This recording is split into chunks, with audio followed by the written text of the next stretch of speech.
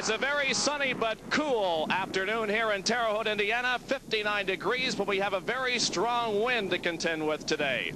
Good afternoon, everybody. I'm Bob Jenkins, along with Larry Newber from Terre Haute, Indiana. The action on the front row in car number 100 will be Johnny Kemp. Outside, number 35, Eric Truesdale. Second row, car 77, Dave Pepperak, and 14S, Dean Shirley. In the third row, car number 1, driven by Sheldon Kinzer, and Jack Hewitt in car number 51.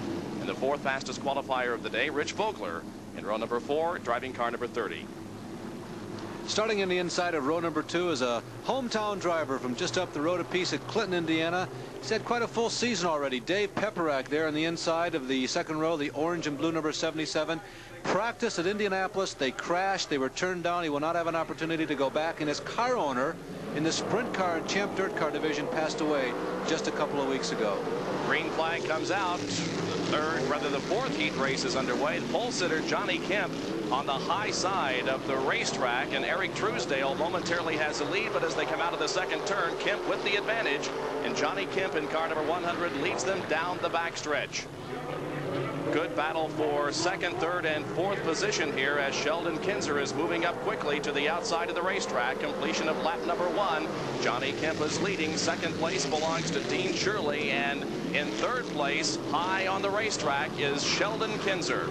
That's a good heat. There's some good folks in here. Kinzer, Rich Vogler is also in this one, as is Eric Truesdale. There is the leader, Johnny Kemp, one of the new faces, one of the many new faces in USAC sprint car racing. But I tell you, he's got the system down for this race. Kemp is drifting up about 1 or 2 lanes off of the rail going to the first and second corners. There's just enough banking there to give him enough momentum with the RPMs in the engine to keep him ahead of Dean Shirley. Well, you're absolutely right. As they came off the second turn there on lap number 1, he was 4 car lengths behind, but he shot off of the second turn and took the lead. Here is Eric Truesdale in car number 35, running in third position. And lap number 3 is completed with Johnny Kemp still in the lead. In second position, a battle for second between Dean Shirley and Sheldon Kinzer. Running in fourth place is Rich Vogler, and Vogler is moving up quickly in that yellow car on the right side of your screen. And uncharacteristic for Rich, he's running a conservative line down in the bottom of the racetrack. Vogler is going to show up underneath Sheldon Kinzer. There he is, coming off of turn number 4, side by side for the lead and side by side for third. And Dean Shirley with the advantage just slightly as they cross the start-finish line, but we'll see how this momentum carries Kemp through turns 1 and 2. This time, Dean Shirley is able to hold on to the lead as he took the inside road. Dean Shirley is the leader of this race now, and Johnny Kemp running second. Now Kemp moving to the high side of the racetrack. The cars side by side down the straightaway. Now it's Dean Shirley moving high as they are in the middle of the straightaway, shooting down low once again. A great side-by-side race between Dean Shirley and Johnny Kemp for the lead. You saw Shirley move high coming down the front stretch. There he goes again. He's shutting off the line that Kemp wants to take. He makes Kemp get out of the accelerator just a little bit, entering the corner, and Kemp can't take that high line. But Kemp is doing an excellent job, just fighting, scratching, and clawing for every inch he can get. And just as there is a good battle for first and second, there's also a great race for third and fourth place. There is Rich Vogler on the inside and Sheldon Kinzer on the outside, battling and scratching for third place, with Vogler now the advantage down the backstretch. Vogler still running conservatively right down on the rail. Kinzer gets the advantage using the banking going to the corner, but watch Rich move back up to the side of Kinzer as they come down the front stretch, and Kemp is back out in front again. And right now, a half a car length lead seems like an eternity. Kemp's in a good place to win this heat. We have a half a lap to go in this fourth heat race, and it's by far the most exciting of the afternoon. Johnny Kemp is the leader right now. He's in turn number 4. Dean Shirley in second position. Here they come off of the turn and the checkered flag. Johnny Kemp is your winner. Second place belongs to Dean Shirley.